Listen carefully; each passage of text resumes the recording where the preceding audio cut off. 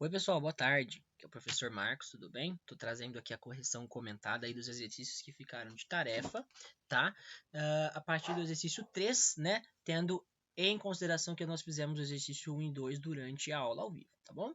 Vamos lá então ao exercício 3 para ver o que ele cobra.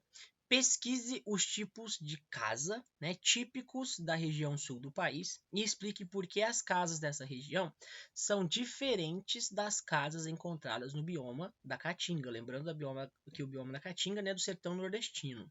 Clima, né, semiárido, muito seco, né, quase não chove, muito quente.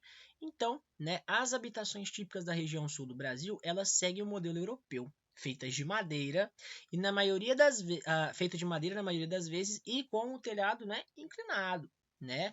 Como nós comentamos durante a aula. Essa arquitetura então ela reflete o clima da região que é frio e úmido, tá? Lembrando que na Europa, né, e em alguns lugares do sul nós temos a ocorrência de neve, tá?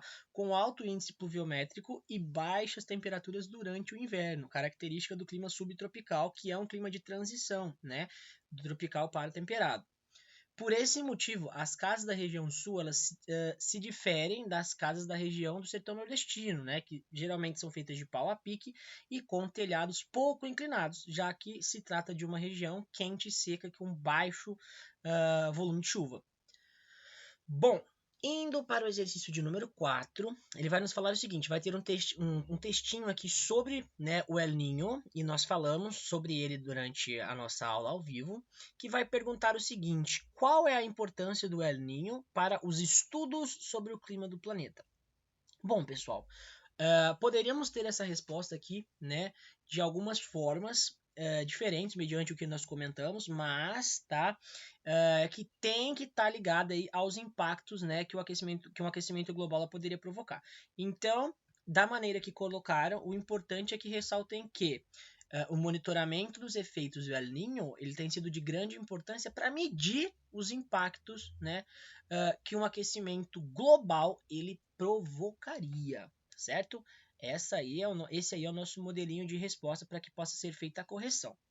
Bom, indo para o exercício 5, ele vai pedir para a gente observar a tirinha, né, para responder as questões a seguir. É maravilhoso observar o céu, né, e a amplidão do universo. Me lembra que somos criaturas minúsculas e pisáveis. Olha aquela estrela mais brilhante. É um sinal de que não estamos só. Aquilo é um avião. Existe mesmo muita coisa entre o céu e a Terra, mais que uma camada de ozônio esburacada, né? Lembrem que nós falamos da camada de ozônio, comentamos sobre os buracos da camada de ozônio também, né? E vamos aqui, ó. Explique a razão da formação do chamado buraco na camada de ozônio. Lembrem que comentamos sobre isso, né? Nós até falamos aí, né, do CFC, tá certo? Olha lá, do gás, né? Ó, o buraco na camada de ozônio, ele ocorre pela ação humana por meio da emissão de um gás chamado CFC, né? É o, né, aquele nome, o clorofluorcarboneto, que eu falei para vocês que, né, para gravar esse nome, ele é até um pouco chato, mas o importante é vocês saberem, né, que trata-se de um gás chamado CFC, presente em aerossóis e geladeiras, né? O CFC ele reage com o ozônio e vai destruindo as suas moléculas, né? Consequentemente aí causando a degradação, degradando no caso aí essa camada da estratosfera, tá certo? E aí nós temos buracos na camada de ozônio que vão fazendo com que a penetração de raios ultravioletas, né, eles sejam maiores, tá? Lembrando que a camada de ozônio ela serve como um filtro, um protetor, né? Um filtro solar natural, digamos assim. Indo para o exercício de número 6, que vai perguntar o seguinte: o aquecimento global é um dos efeitos da intensificação do efeito estufa. Explique por que os cientistas atribuem o aquecimento o aquecimento global à interferência humana nesse fenômeno e cite pelo menos um efeito dessa mudança climática. Bom, vamos lá. Segundo os estudos científicos sobre o clima, a emissão de gases estufa gerados aí pela queima de combustíveis fósseis e por atividades industriais produz uma camada de poluição que impede a dispersão do calor no planeta. Lembrem que nós falamos, eu até fiz o desenho, né, da estufa durante a aula aí. O que faz, né, as temperaturas globais apresentar aí, né, uma elevação média. Dentre os efeitos que podem ser citados, né, estão aí o derretimento das calotas polares como sendo resultado, né, desse efeito, desse aquecimento, né, o alagamento aí de regiões litorâneas, enchentes e a extinção de espécies vegetais e animais, né? Porque ele pede aqui para falar, né?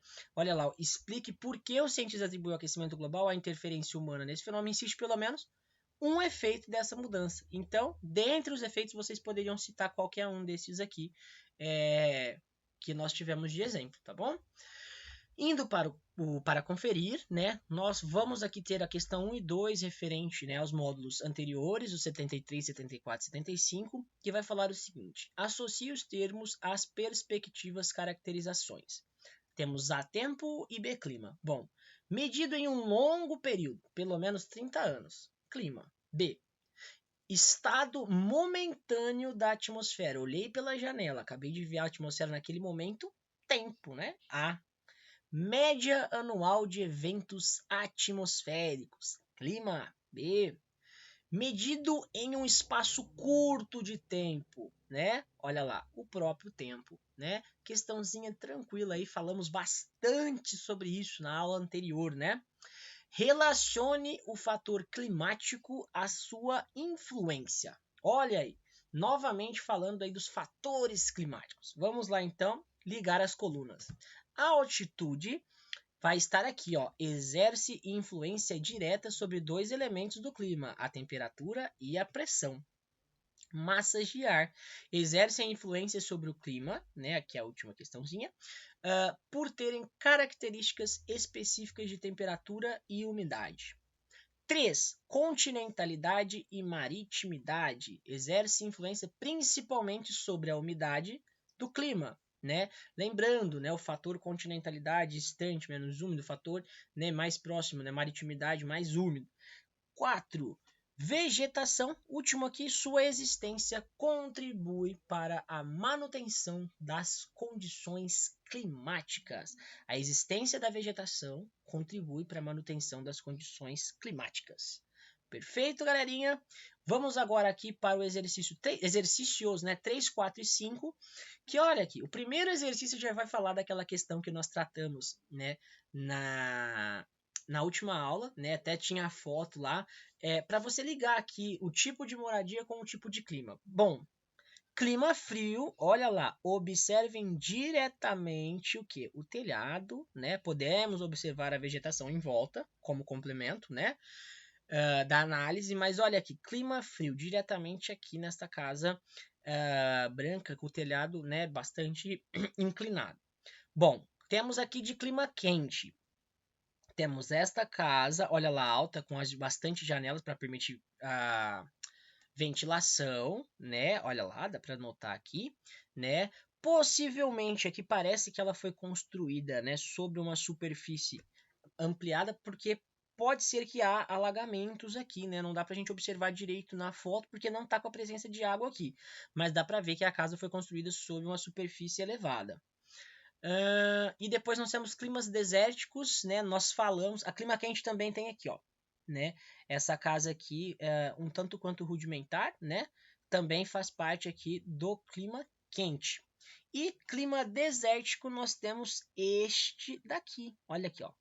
Se tivesse uma tenda aqui seria mais clássico ainda, né? Do clima desértico, mas observe que o telhado não é nada inclinado, porque praticamente não chove, não há o que escoar aqui. Tá certo? Então, fizemos o exercício 3. Vamos aí para o exercício 4. A característica atmosférica que impede a passagem de raios ultravioleta, tranquila, é a camada de ozônio, filtro solar natural. Lembrem-se, né? O principal gás que promove a destruição dessa proteção é o CFC, clorofluorcarboneto, né? Como eu disse, nome complicado tanto de se gravar como de se pronunciar. Lembrem-se de CFC, tá? E aí, nós temos outro exercício de completar, que é o exercício 5, que vai falar o seguinte: efeito estufa é um fenômeno natural que é agravado, tá, pela emissão de gases poluentes, os quais provocam o que? O aquecimento global. Falamos disso, né? Lembrem lá do desenho da estufa que eu fiz para vocês, né? Que praticamente aprisiona o calor, digamos assim, né? Causando a impressão mesmo de uma estufa. Tá certo, pessoal? Lembre do desenho que vocês nunca mais vão esquecer, né? Do desenho e do esquema de como funciona, né? Essa questão do efeito estufa, tá certo? E de fato, lembrem mesmo, o próprio nome é sugestivo, de uma estufa, que é nesse sentido mesmo, né? Que ocorre aí o aquecimento, né? Olha lá, o efeito estufa é um fenômeno, ele é natural, mas ele é agravado pelos gases poluentes, né? Os quais provocam de fato aí o aquecimento global. Bom, dessa maneira nós terminamos a correção, pessoal. Qualquer dúvida, entre em contato comigo. Um grande abraço aí, fiquem com Deus e até a próxima aula. Até mais, pessoal. Tchau, tchau.